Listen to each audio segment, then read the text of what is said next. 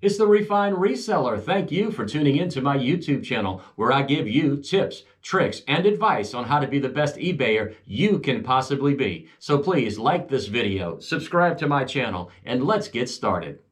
Today I would like to show you some props that I use to take pictures of clothing and of shoes. So let me start out with clothing. Right here is my trusty mannequin. It is a male mannequin. I do not have a female mannequin, so I use this mannequin to shoot pictures of men's shirts, sweaters, jackets, and of women's blouses, sweaters, and jackets as well. I got this mannequin from a friend of mine who owns a men's clothing store. I'm sure it was very expensive, but I paid $15 for it. So the great thing about this mannequin is it turns around. It turns around 360 degrees. So whenever I'm taking pictures of a shirt or a sweater or a jacket, I'm just going to show you with this jacket right here. I simply drape the jacket over the mannequin, like so, and get it all nice and neat and ready to go. And what I do is, I take a picture of the front of the jacket, I simply turn it, take a picture of the side of the jacket, turn it again, take a picture of the back, turn it one more time, take a picture of this side, and I'm pretty much done. I then take it off, and I do take a picture of the tag that is inside. I would take a picture of this. I would also take a picture of this, the tag that has the size on it as well. So that's what I do with this mannequin. If you can find one that rotates 360 degrees like this one does, it'll save you a lot of time and it will make things a lot easier for you. Now, one thing that I do to save a lot of time when I am listing, because with clothing, you have to put the measurements. And I found that it was taking me a very long time to type out, all the measurements for a shirt and especially a pair of pants. So what I did is I went to Walmart and I bought a dry eraser board. And I wrote on here, flat shoulder to shoulder. So I measure that and I put what the measurement is, flat across chest, top to bottom, sleeve length, and size on the tag. Then I take a picture of this, and in the item description, I put, please see last picture for measurements. It saves me time from having to type all of this out. It's a great way to save time when you're listing clothing. That is for a shirt. I also have it for pants, even though I don't sell a lot of pants. They just, I don't know, pants have never worked well for me when I'm to sell, because you've got to take all of these measurements and they may fit and they may not fit. So if you're doing pants, you want to take a measurement flat across the waist, flat across the hips, the inseam, the outseam, the front rise, the back rise, and the size that is on the tag. So this is the mannequin that I use to take pictures of all the shirts, sweaters, and jackets that I sell. Let's go on now to shoes. Okay, so next up are shoes, and here's a pair of Hoka men's shoes. They're rather large. I think they're a size 13. They're in very good shape. They're worth about $125. So the first thing that I take out is this thing right here. I hope you can see it. It is clear.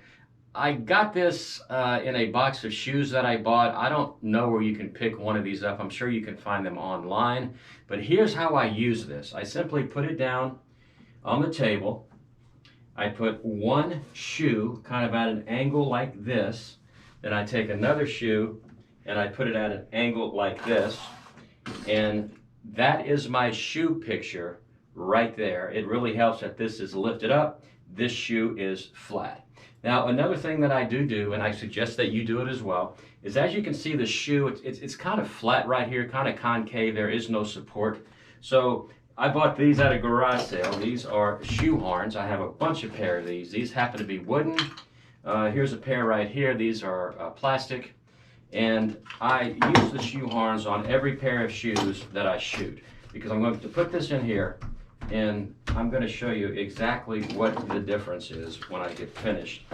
As you saw earlier, the shoe was kind of caving in, but once you put the shoe horn in, it makes it rise and there is no dipping in the shoe. So always use a shoe horn when you possibly can. It gives the shoe a much better look. So that is the first picture that I take. Then I will take it head on. I will take it on this side. I will take it from behind. Then I will take it on this side as well.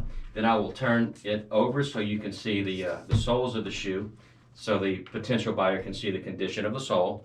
And then I will also show the tag of the shoe, which is usually on the tongue. You know exactly what I'm talking about, so I take a picture of that as well.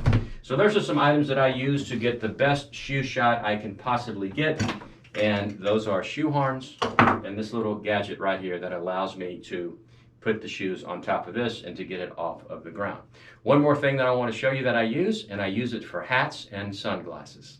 So next I have who I call Max Headroom, if you're old enough to even know who Max Headroom was. So this is just a head mannequin, and I use it for hats. So it's very simple. You put the hat on the mannequin about like this. You take a picture from the front, turn and take a picture from this side, turn and take a picture from the back, turn and take a picture from here. Sometimes I will shoot the top of the hat like this.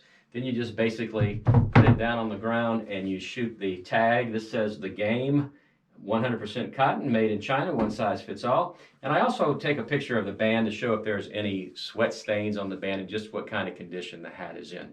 So very easy, very simple, about 6 pictures for a hat. Get yourself one of these. And I also use it for sunglasses. Here's a pair of sunglasses. Some glasses fit really well, others really do not. But this is Max Headroom with some sunglasses. Doesn't he look really cool? So that's it for the props. Let me just show you that this is my photography setup where I take all of my pictures. All I have is a white sheet on a wall and a white sheet on a desk. And whenever I take my pictures, I have tried all kind of lighting. And basically what I'm using right now, let me see if I can get this in the picture for you. I have this right here. It is a 3-bulb light, and it is adjustable. You can adjust it whichever way you want to. I just have one on right now, but of course they all do come on. And I have another one just like it on this side. They're very movable, of course. You can, again, move them around any which way you would like. But I have tried all kinds of lighting. I have tried umbrella lights, ring lights. And what I have found is that no matter what light I use, I cannot get the kind of picture that I truly want. So what I do is I use a free website called Photofuse. It's F-O-T-O-F-U-Z-E. And here's a picture of a jacket taken without Photofuse and then run through Photofuse. Here you can see the before and the after, and you can see just how great a job Photofuse does. It's absolutely free. I only run it through Photofuse, the first picture in each listing. I only do the first picture because it would just take too long to do all of the pictures in one listing. All you have to do is the first one. So check that site out. It has been great for me. You know, I had spent a lot of money on shadow boxes and just all kind of lighting, and nothing worked for me except Photofuse. So don't go waste a lot of money. Try this before you go out and drain your bank account. So this is the Refined Reseller. Thank you for tuning in. I really hope you learned something from watching this video. If you did, I hope you will like it, and I also hope that you will subscribe to my YouTube channel, and I will see you next time.